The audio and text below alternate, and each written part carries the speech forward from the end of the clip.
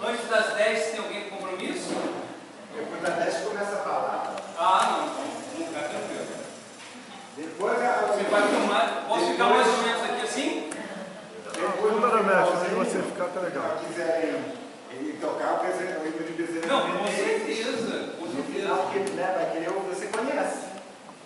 que o pessoal da casa do presidente Menezes que veio aqui não conhecia?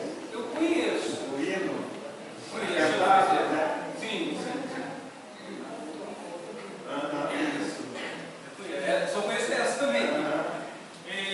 A gente vai fazer um bate-bola, um bate-papo bem tranquilo. Tá? E é bom para a gente sentir também. A gente fala muito na casa da gente. Nós somos 700 casas espíritas no estado do Rio de Janeiro. Todo mundo sabia disso? 700? 700 filiados ao Conselho Espírita. Tem mais algumas que não são. Deve chegar em torno de 900. Eu sabia que eram 15 mil no Brasil. No Brasil. Só no Rio deve estar em torno de 900. Aí eu vou fazer uma pergunta um pouco diferente para vocês para a gente chegar até aqui. A gente teve o último censo em 2010. No censo estava assim, quantidade espírita por estado. Todo mundo conhece a Bahia? Conhece a força da Bahia do espiritismo? Pergunto para vocês, tem mais espírita na Bahia ou no estado do Rio? Mais? Vou fazer uma pergunta. Se declaram espíritas. Se declaram espíritas. Vamos fazer uma pequena pausa antes de entrar no estado do Rio. Vamos pegar Minas como comparativo? Tem mais Minas ou tem mais a Bahia? Minas com Chico, com Haroldo, todo o legado espírita de Eurípides Barçanufo, ou Bahia com Divaldo e todo o legado, né? Com Peixotinho e inúmeros outros. Aonde tem mais espíritas? Chutando. Bahia. Alguém acha que tem um legado maior em Uberaba, Pedro Leopoldo? Ou a gente concorda todo mundo que Bahia não faz milagre? Que Bahia tem mais? Né?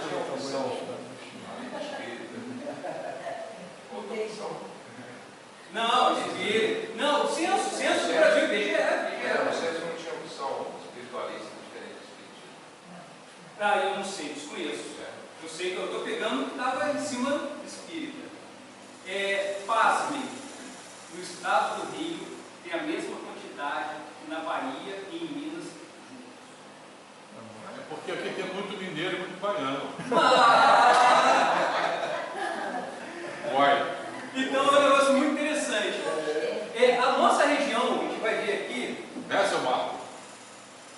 Olha o mineiro aí. Mudou? Nós temos 45 seus em 9 regiões. Tá?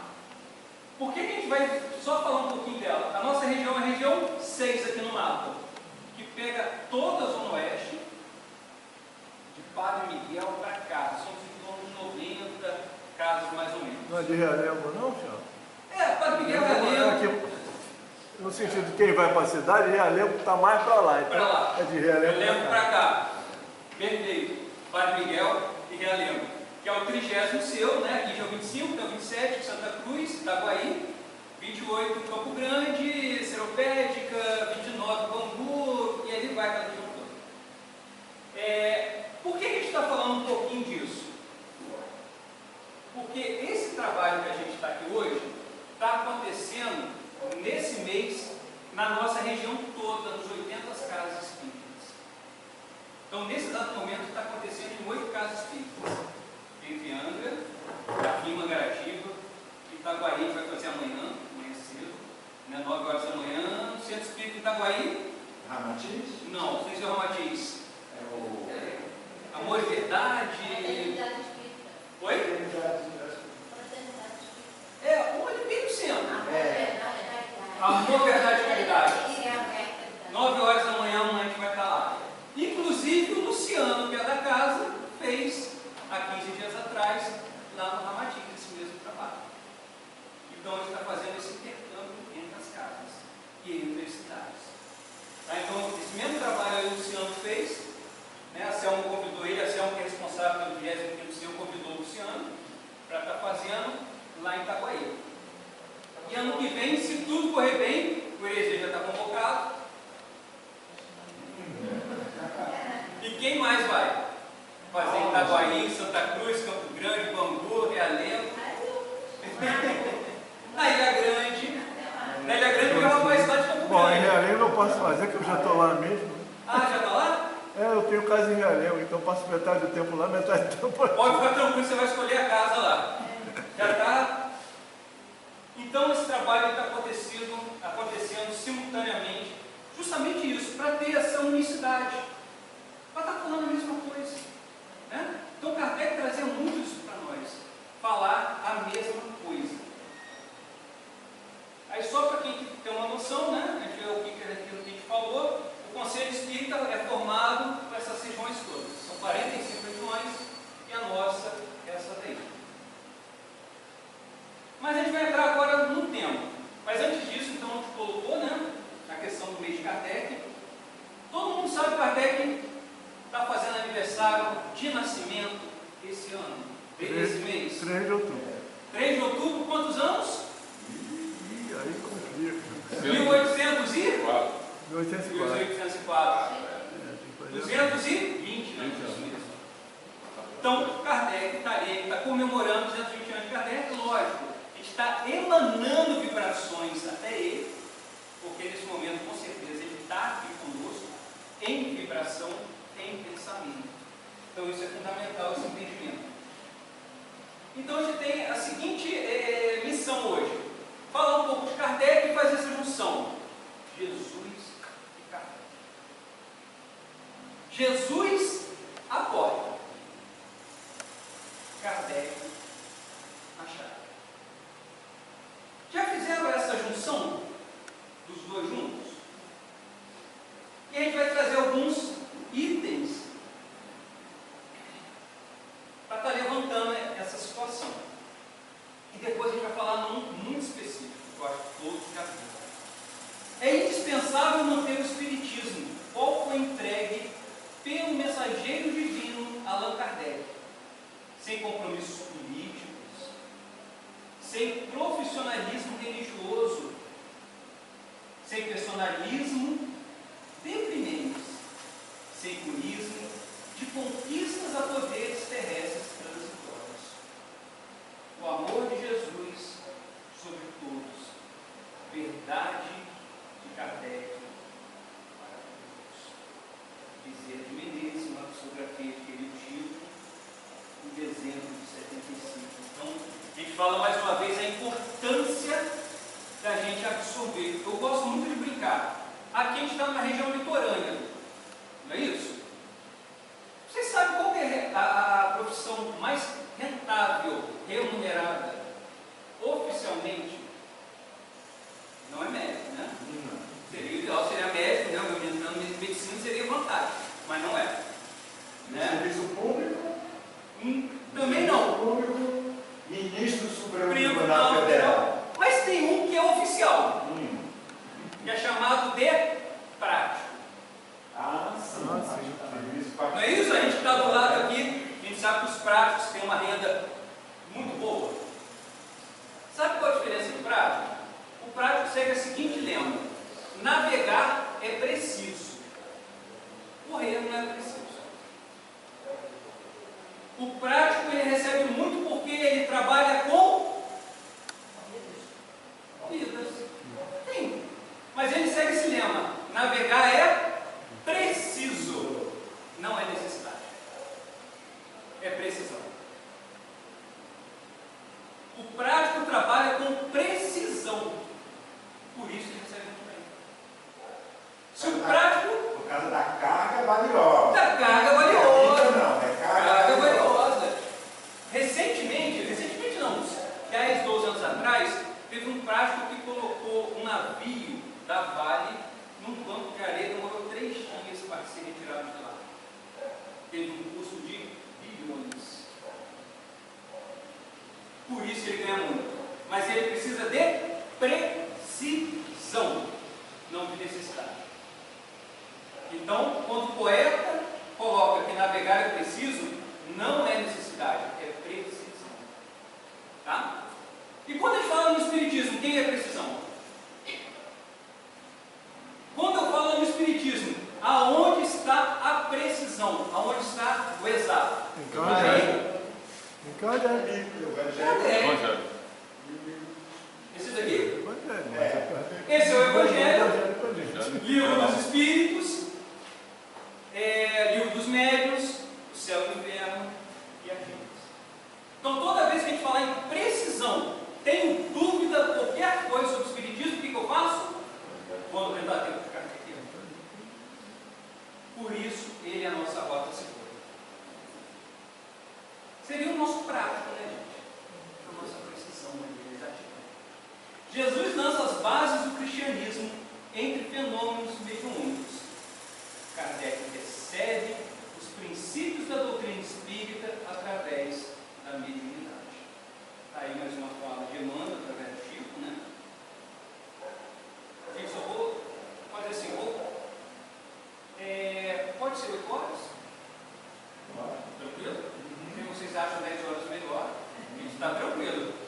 Mas a gente vai fechar em 8 horas. E agora vamos fazer algum relacionamento entre um e outro?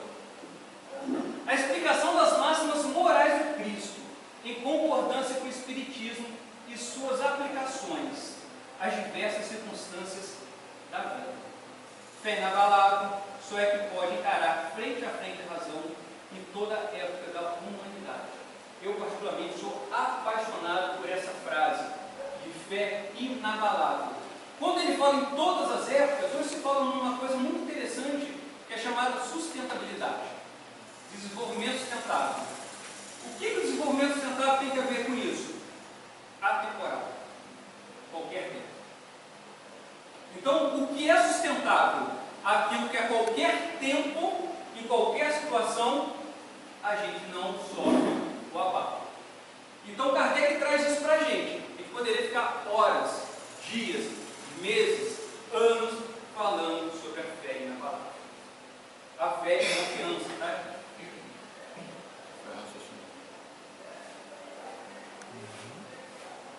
Que pensais na nova obra em que trabalho neste momento?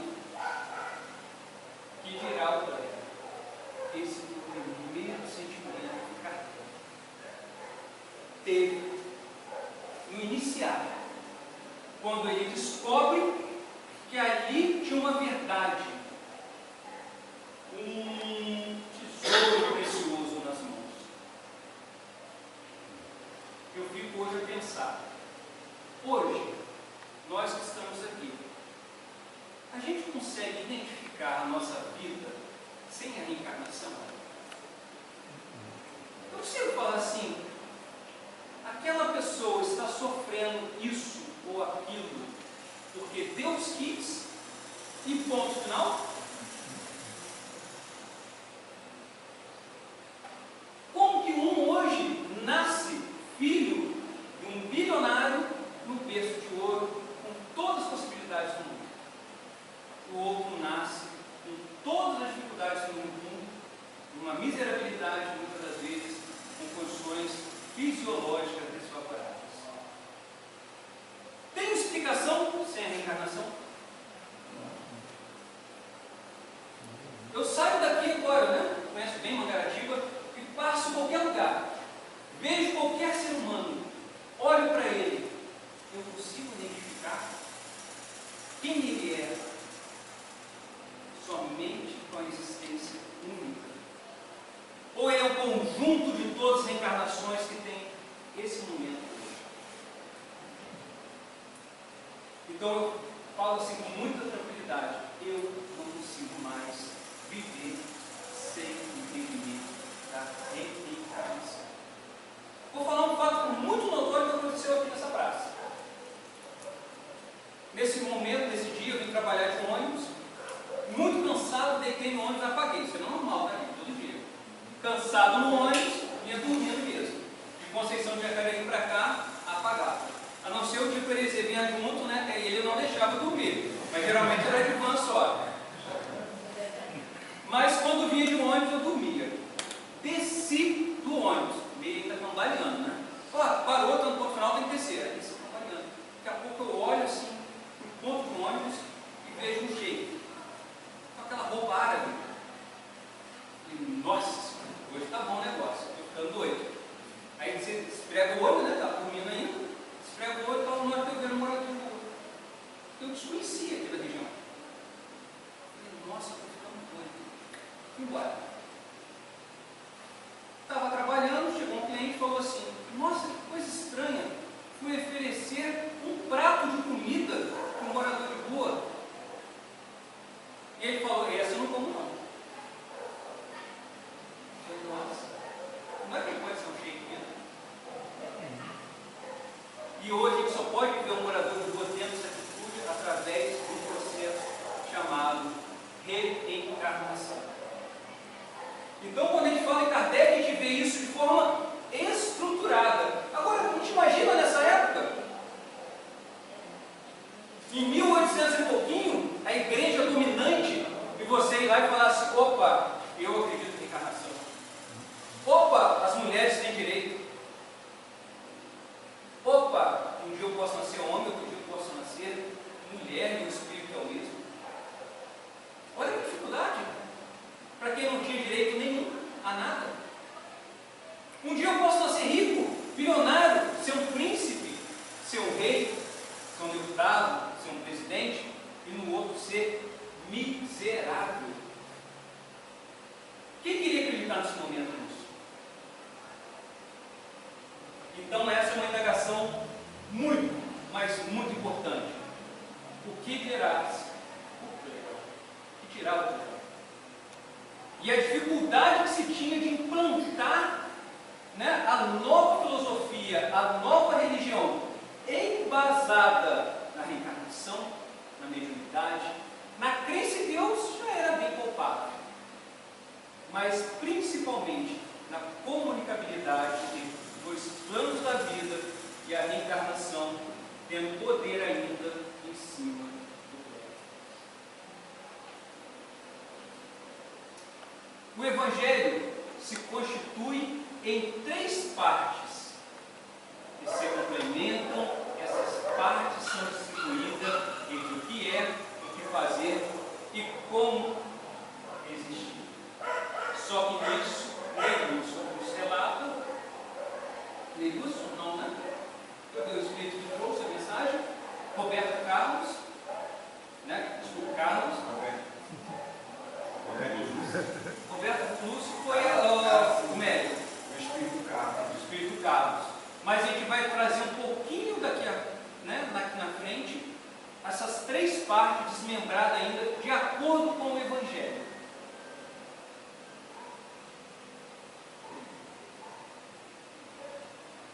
O Evangelho. Foi.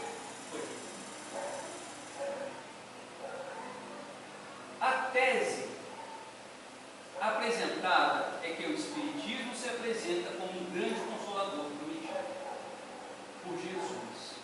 O Espiritismo não foi feito em nenhum gabinete e utiliza critérios universais, independentes da religião.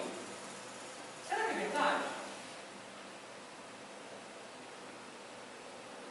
A gente vai deixar esse ponto de interrogação, a gente vai fazer um esclarecimento daqui a pouco, um exemplo prático. Não pense que tenha lido destruir a lei. Desculpa, não pense que tenha vindo destruir a lei. Assim como Cristo disse, não vim destruir a lei, porém cumpri-la, também o Espiritismo diz, não vem destruir a lei cristã, mas dar-lhe execução. Anote-se outra situação. Não vim destruir a lei. Eu vou passar um trecho para a gente começar a falar um pouquinho disso. Depois eu volto nesse trecho aqui.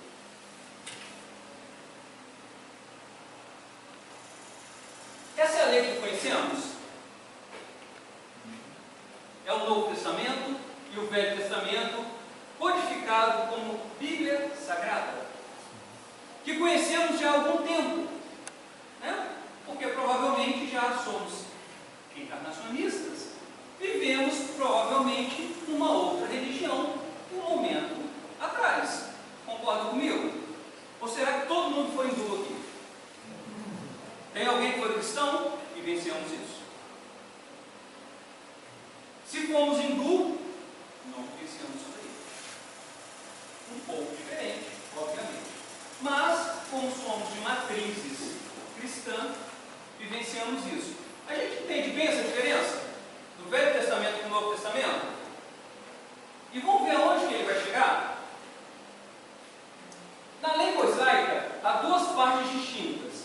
A lei de Deus, promulgada no Monte Sinai. Como que é o nome disso? Qual é a lei de Deus promulgada no Monte Sinai? 10 mandamentos. 10 mandamentos. É isso daí? E essa lei é imutável. É uma lei que acontece aqui no planeta Terra, em todos os campos do universo. É uma lei. Quando a gente fala lei, é igual a lei da gravidade. Aqui no planeta Terra pode ter uma característica diferente de Júpiter, mas a gravidade impacta aqui, impacta em Júpiter, impacta em Marte. É lei. A lei de Deus, ela é imutável. Então, a lei de Deus promulgada no Monte Sinai, que está nos 10 mandamentos, e a lei civil ou disciplinar, decretada por Moisés. Todo mundo lembra de uma lei que Moisés decretou? Olho por olho, dente por dente. Olha que lei fantástica. Sabe como começa isso? Em Levíticos. Bom, Moisés escreveu 5 livros. Pentateuco e Moisés. Vamos lá? Gênesis, Levíticos, Êxodo, Deuteronômios e Números.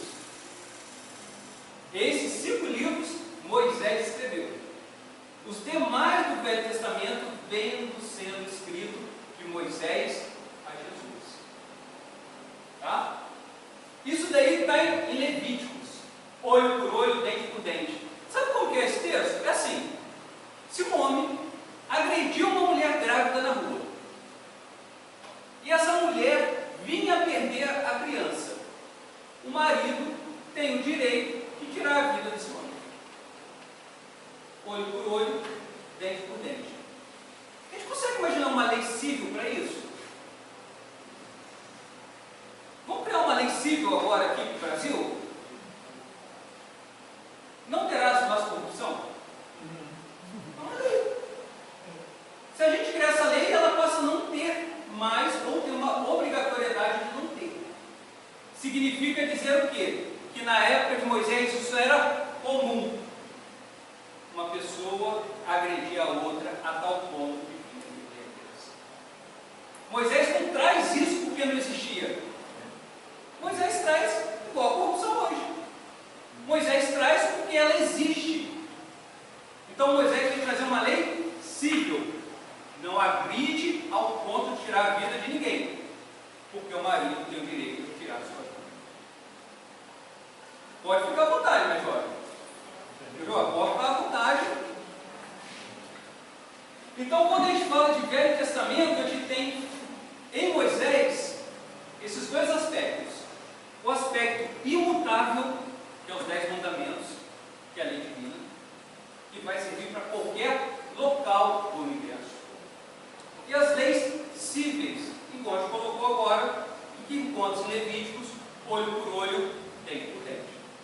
Tá? Então, no decorrer que aparecem essas leis no Velho Testamento, vem com Isaías uma orientação, vem com Jeremias outra orientação, vem com o próprio Salomão, vem com o próprio Davi, né? E vem trazendo ao tempo essas orientações, são orientações necessárias à civilização, para empregar ela no nosso dia a dia. Tem muita coisa que é utilizada hoje? É lógico.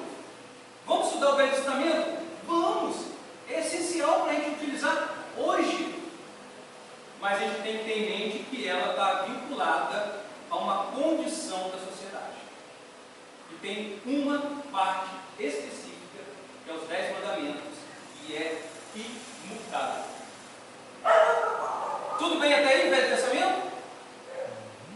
Como que a gente viu? A gente tem o Velho e tem o Novo, que a gente forma a Bíblia Sagrada. O Novo Testamento se configura mais ou menos assim. Os 4 evangelistas conviveram com Jesus. Então a gente fala que eles escreveram aquilo que viram, principalmente Mateus.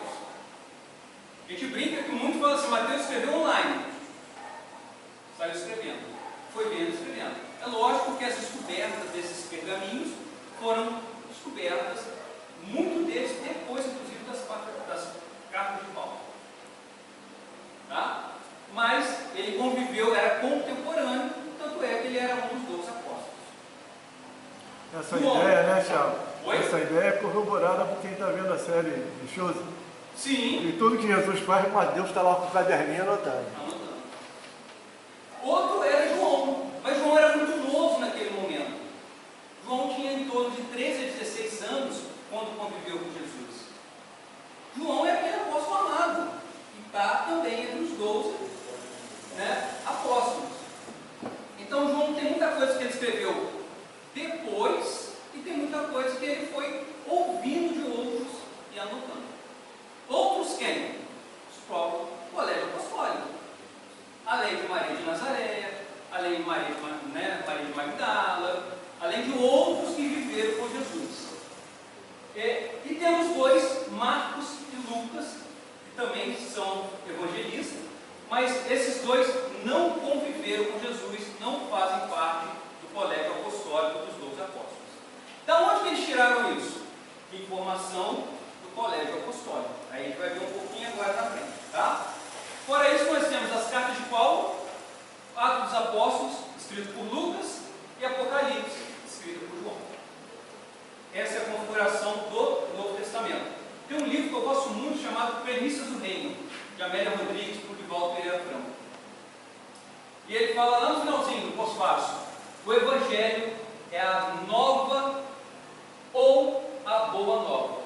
É a mais expressiva história de uma vida através de outras vidas, iluminando a vida de todos os homens. Esse é o Evangelho.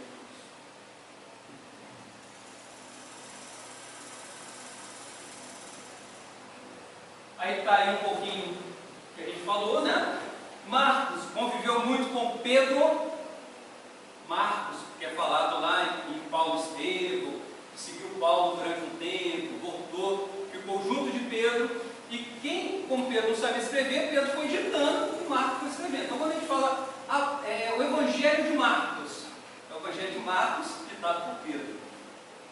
E quando a gente fala Evangelho de Lucas, tá? Isso está no próprio Premissas do Reino, falando sobre isso. Evangelho de Lucas, também Lucas não viveu direto com Cristo, ele veio depois, mas conviveu muito com Maria, mãe de Jesus, com Joana de Cusa, com Maria de Magdala, com Filipe, um que também seguiu Cristo, um que vai sendo parte do colégio apostólico.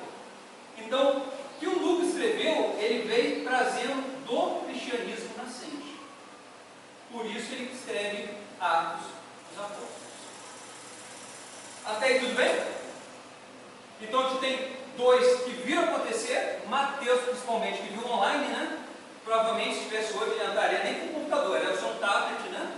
Estava digitando, porque ele sabia escrever, porque ele tinha condições disso, que não era qualquer um que escrevia na época, gente, pelo amor de Deus. Os escribas era uma situação diferenciada, são pessoas que quase consideradas doutores, né? Até pela característica que você tinha que fazer para chegar a ser um escriba.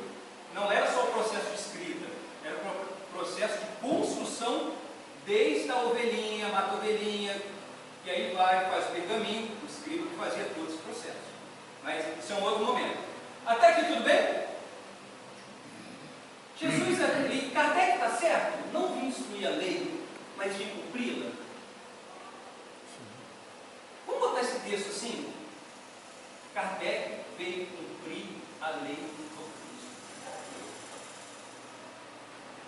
Vamos ver aonde o Espiritismo entra nessa? Pode se dividir em 5 partes as matérias contidas no Evangelho.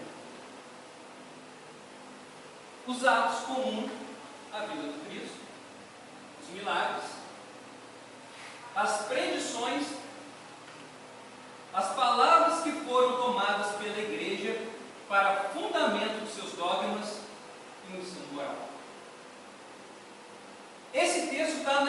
introdução do Evangelho segundo o Espiritismo.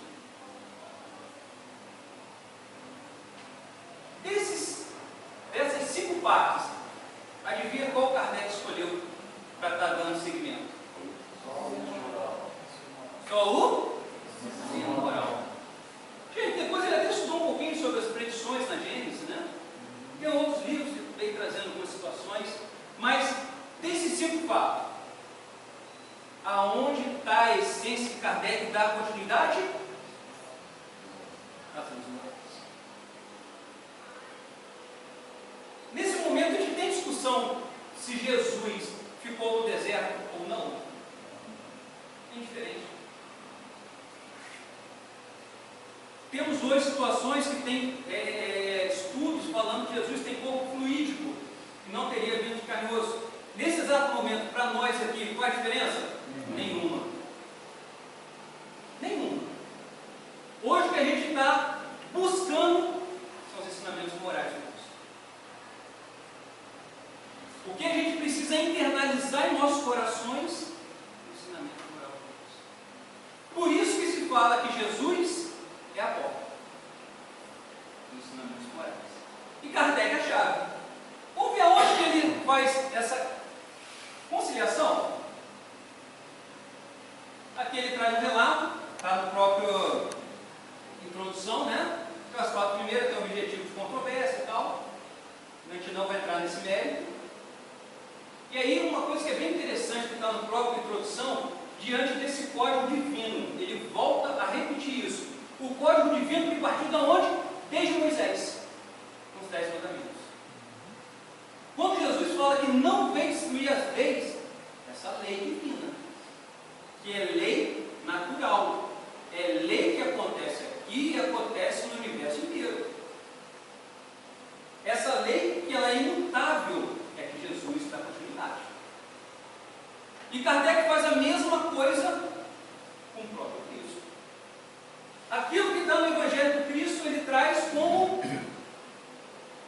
no qual ele identifica como a moral ensinada por Jesus, é que ele dá continuidade.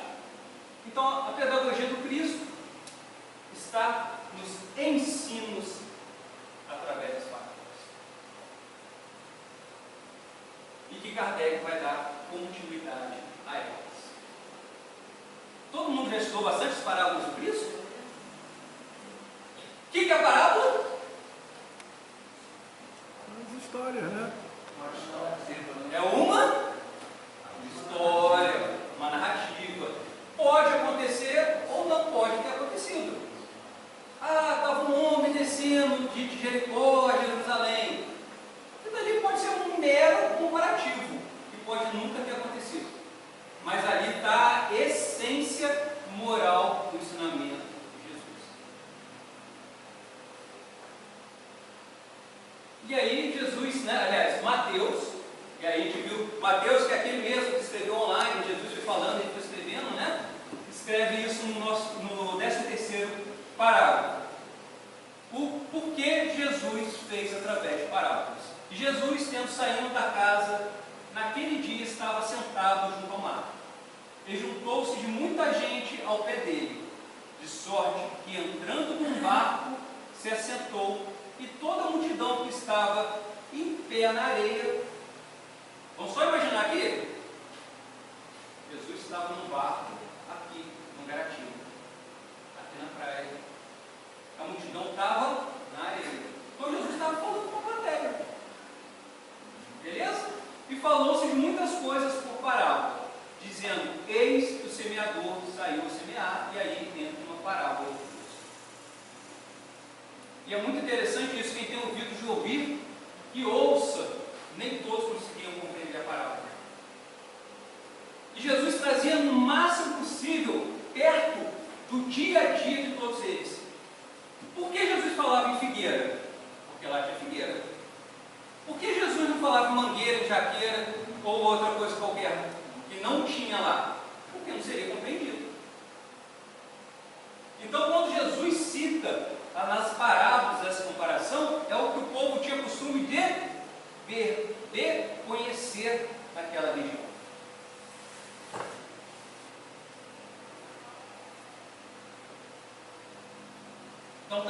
definição de parábola, tá?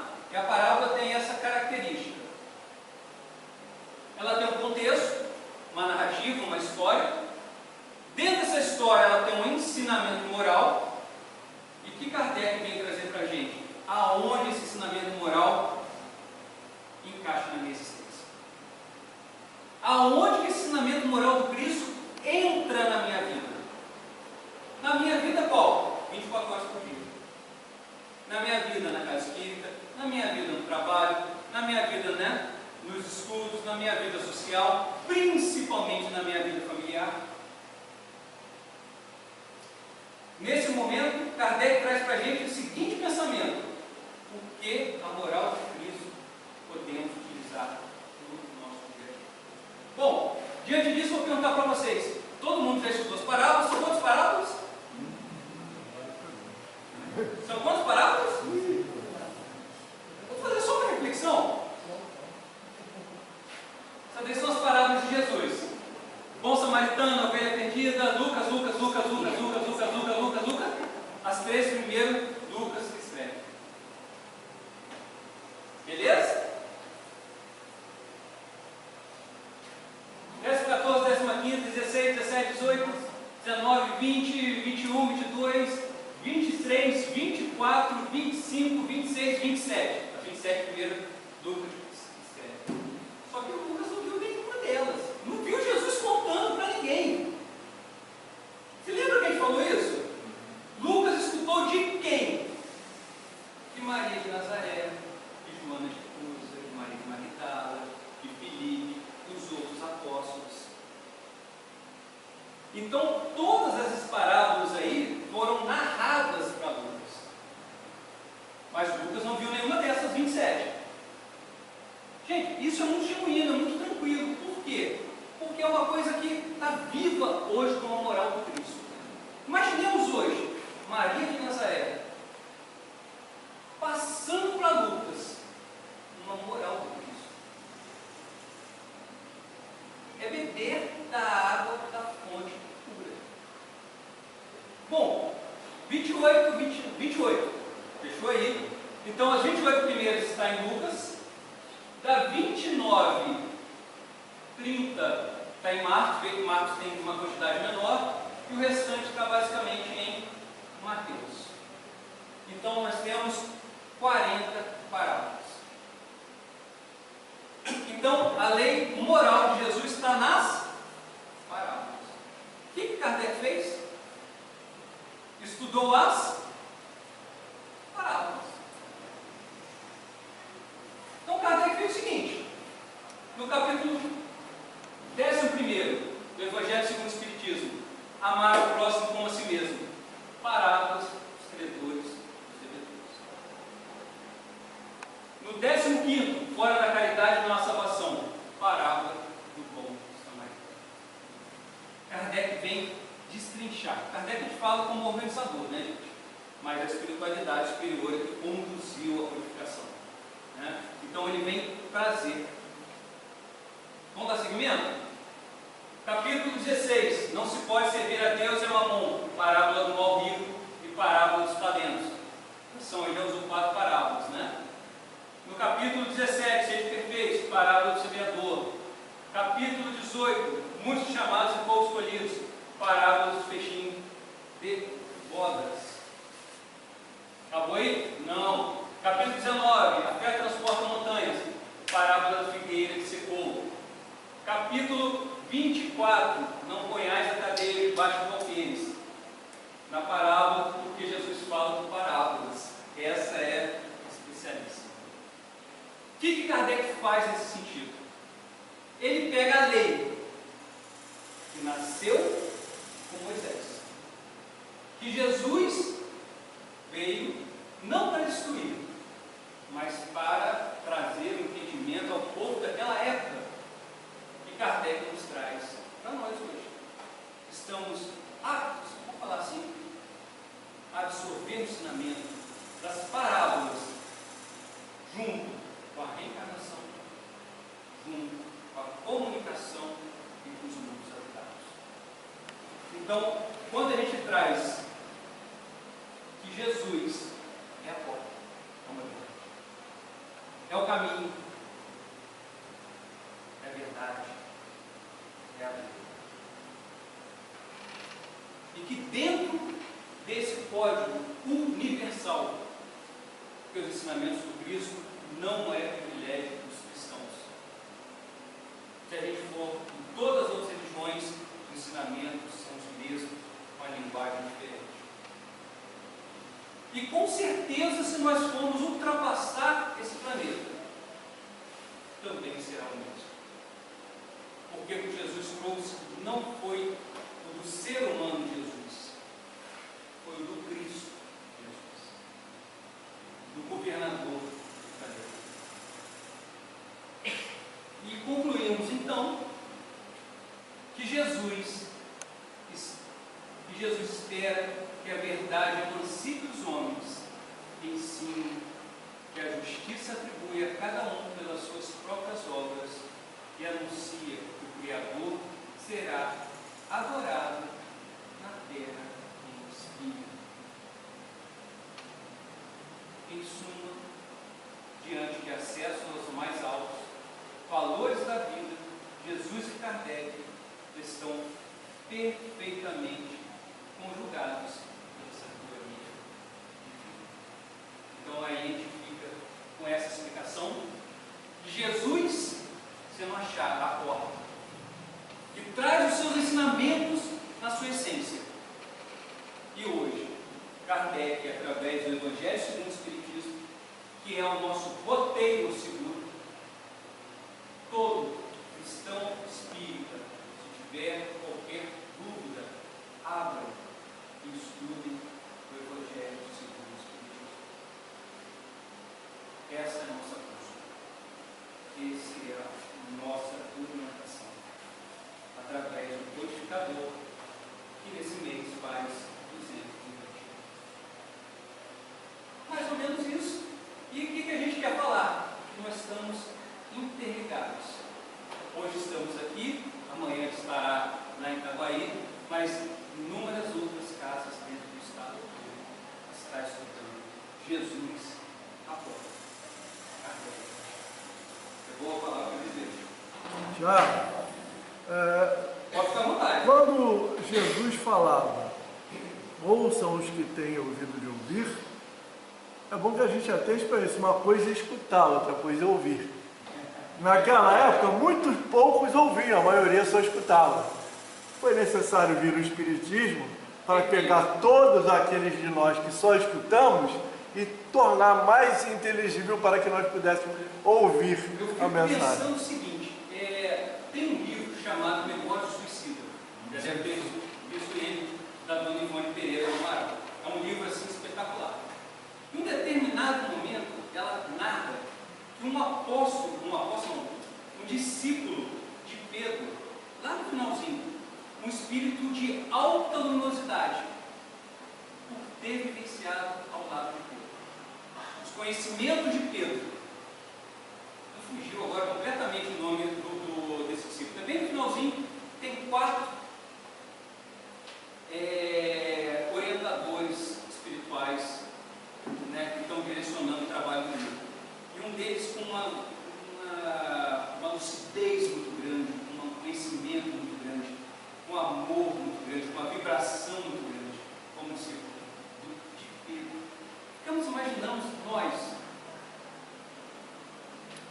Será que nós somos aqueles que passamos ao lado do Cristo e não vimos?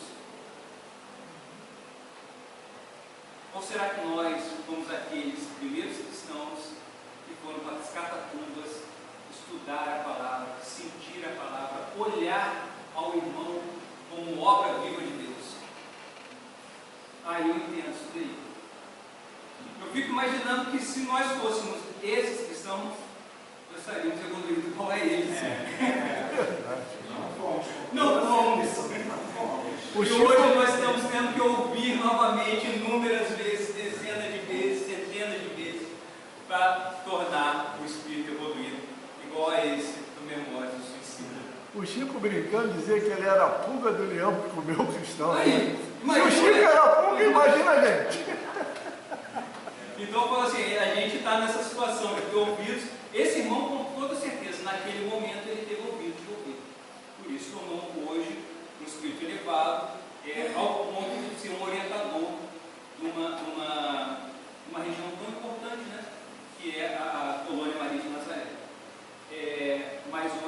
está realmente tendo que abrir os nossos ouvidos, limpar bastante os nossos ouvidos e falar assim: meu Deus, isso serve para mim? E para mim hoje, vou trazer um pouquinho aqui a volta. Voltar aqui, essa daqui. Hoje eu já não comporto mais de ler a parábola. Eu não comporto mais de entender a parábola. E em tirar o ensinamento. Eu tenho que tirar o ensinamento do que serve para a minha vida. Então eu falo que a gente tem vários momentos. Tem um momento que a gente só leu 1, 2, 3, 10, 20 vezes. Tem um momento que a gente começou a entender a parábola. Que o Cristo queria falar daquela parábola. Teve um momento que a gente conseguiu extrair o ensinamento. E hoje a gente está tentando buscar ensinamento na nossa vida. Eu vou falar. Mais uma musiquinha? Vamos lá.